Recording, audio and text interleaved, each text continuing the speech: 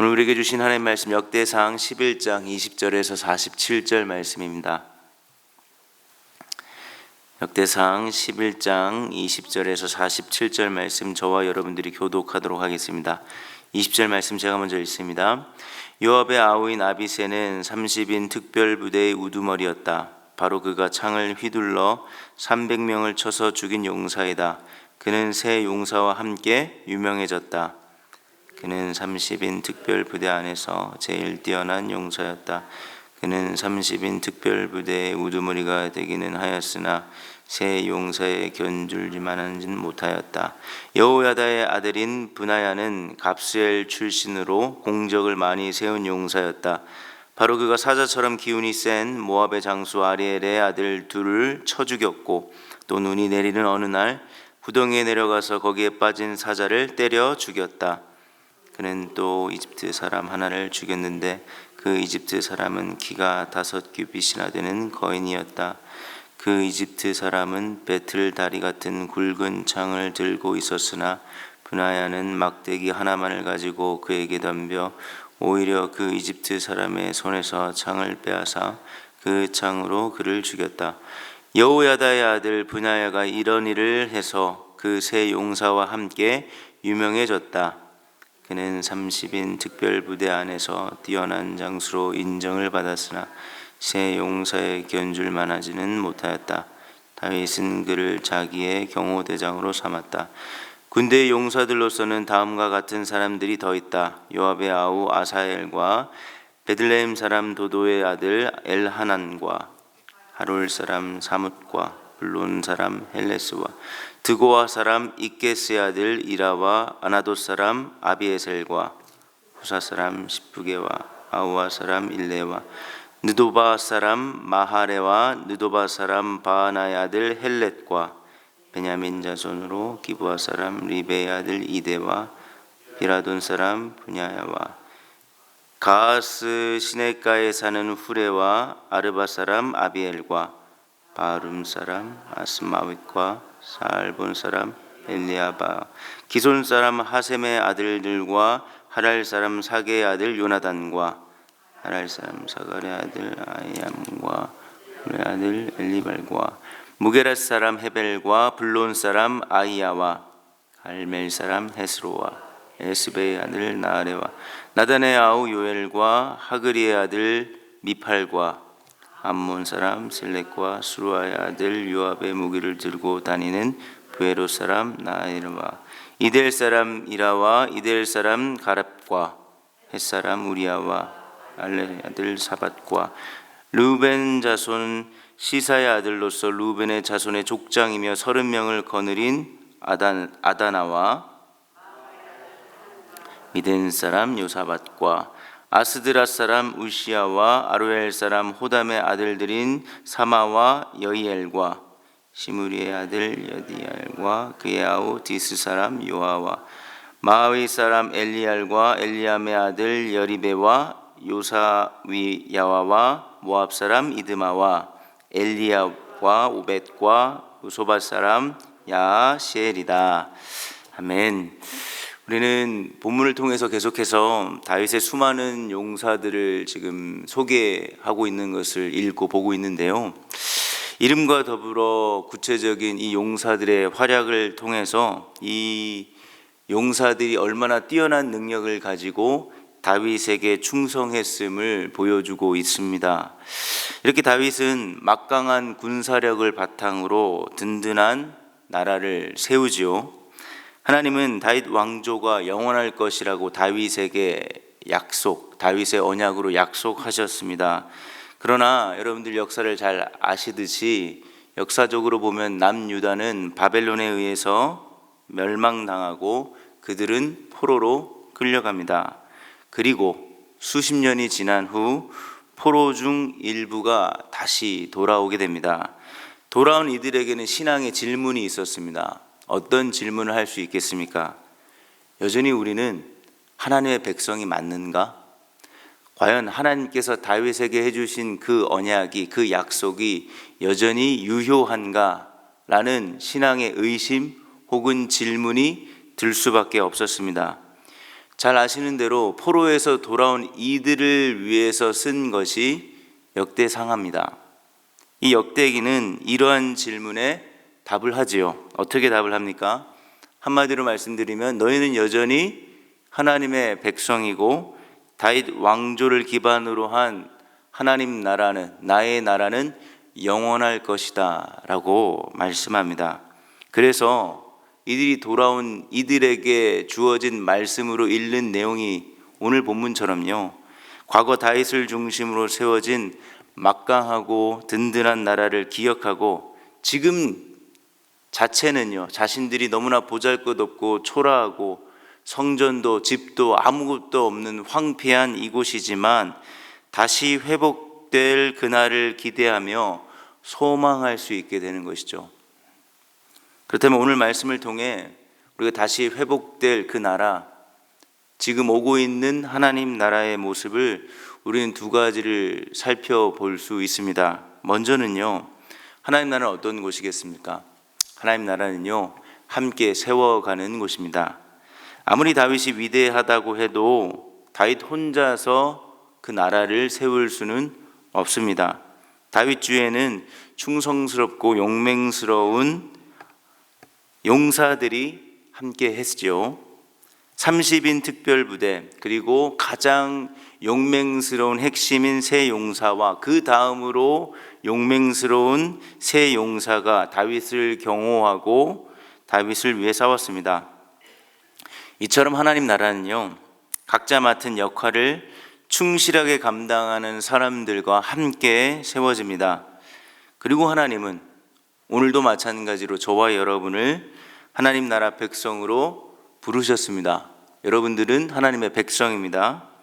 그리고 용맹스러운 용사들이 다윗에게 충성했듯이 우리도 하나님의 이 부르심을 따라 왕이신 하나님을 위해 우리에게, 저와 여러분들에게 주어진 능력들을 충성되게 감당하셔야 합니다. 맡은 자에게 구할 것이 뭐라고 하였죠? 충성이라고 말씀하지 않았습니까? 우리는 하나님의 백성으로 왕이신 하나님을 따라 각자의 자리에서 충성된 하루하루를 살아내야 합니다. 능력이 얼마나 뛰어난지는 중요하지 않습니다. 그것을 남과 비교할 필요도 없고요.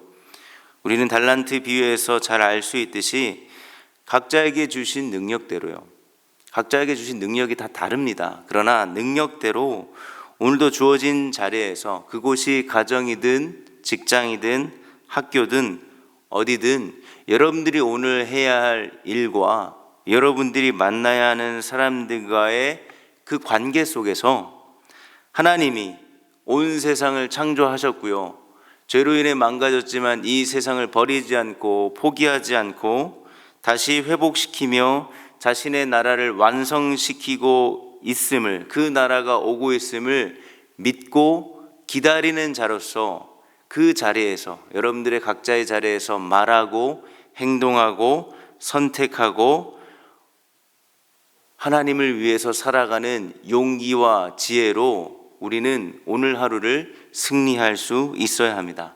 그것으로 오늘 하루 살았다면 우리는 충분한 하루를 사신 것이죠. 그리고 그렇게 살아가는 여러분들의 각자의 자리에는 이미 하나님 나라가 임하는 것입니다. 또 다른 하나님 나라의 모습은 무엇으로 우리가 살펴볼 수 있겠습니까?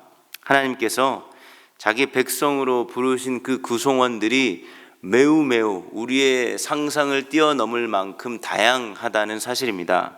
31절에 다윗의 용사들을 보면요, 유다 지파뿐만이 아니라 끝까지 다윗을 괴롭혔던 사울이 속한 베냐민 지파의 기브아 사람도 있었습니다. 그리고 여기서 끝이 아닙니다. 다양한 지파 사람들이 등장하지만 이스라엘 사람이 아닌 이방인들도 지금 다윗의 용사로 등장하고 있습니다. 그냥 대략적으로 살펴봐도요, 39절에 암몬 사람 셀렉이 등장하고 41절에 헷 사람 잘 아는 우리야가 등장합니다. 46절에는 모압 사람 이드마가 있습니다. 이처럼 구약시대부터 하나님 나라는요, 온 세상을 향해 열려 있었습니다. 하나님 나라는 이스라엘만을 위한 곳이 절대 아닙니다. 다윗의 장막 안으로 모든 민족과 열방이 모인다라고 이야기하지 않습니까? 모든 민족을 위해 이 땅에 오신 예수님은 유대인과 이방인의 막힌 담을 모두 허셨습니다. 유대인의 입장에 봤을 때 이방인이라는 존재는요, 도저히 함께 할 수 없는 그러한 존재들입니다. 그러나 주 안에서 유대인과 이방인이 하나님 나라 안에서 함께 하나님의 백성이 됩니다. 이처럼 하나님의 나라는 오늘도 앞으로도 완성될 그 나라는 모든 경계를 허뭅니다. 그것이 하나님 나라입니다. 우리도 사실 유대인이 아니었죠. 여러분들 부모님 중에 혹시 유대인 계십니까? 아니잖아요. 우리 모두는 사실 이방인이었습니다. 그러나 이제 주님 안에서 한 가족이 되었죠. 유대인들이 우월감에 빠져서 거룩이라는 이름으로, 율법이라는 의미를 상실한 채 이방인들과 선을 긋는 데 사용했던 것처럼 우리도 이방인이었던 때를 새까맣게 잊어버리고 나와 너, 우리와 그들 사이를 선을 긋고 있지는 않습니까? 모든 민족이 하나님 나라 백성이 되는 겁니다. 인종, 지역, 성별, 신분, 신체 조건, 경제력, 학력 모든 것을 넘어서 무엇도 하나님 백성이 되는 이 과정에 방해될 일은 더 이상 없습니다. 이것이 복음 아니겠습니까, 여러분? 다른 무엇도 복음이겠지만 모든 민족이 하나님 나라 백성이 될 수 있다는 것, 이것이 우리에게 복음입니다. 이 복음 앞에 우리는 어떻지요? 누군가 하나님 나라 백성으로 들어오는 일에, 돌아오는 일에 여전히 저와 여러분들이 디딤돌이 되고 있습니까? 아니면 걸림돌이 되고 있습니까?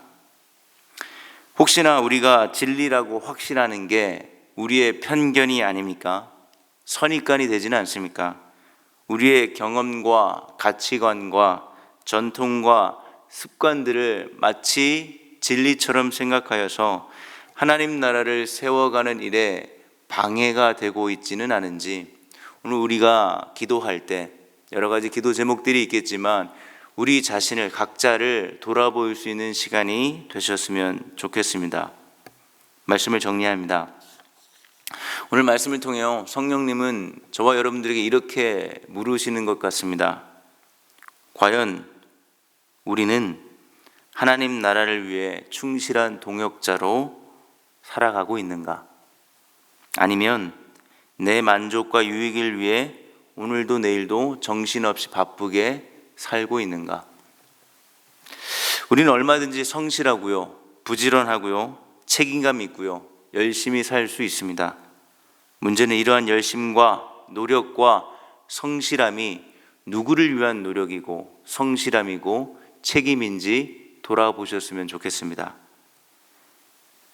주님을 위해서 우리가 고군분투하고 충성된 하루하루의 삶을 살 때 문득 이런 생각도 들 것입니다. 이 모든 게 무슨 소용인가? 이렇게 해서 나아지는 게 무엇인가? 내게 얻어지는 게 무엇이 있을까? 이렇게 해서 무엇을 얻을 수 있을까? 라는 회의감과 때로는 낙심을 넘어 시험이 들 때도 있습니다. 그럴 때 기억하십시오. 포로에서 돌아온 명단이 지금 하나님의 말씀으로 기록되어 있습니다. 다윗과 함께 나라를 세운 용사들의 이름이 지금 말씀으로 기록되어 있다고요.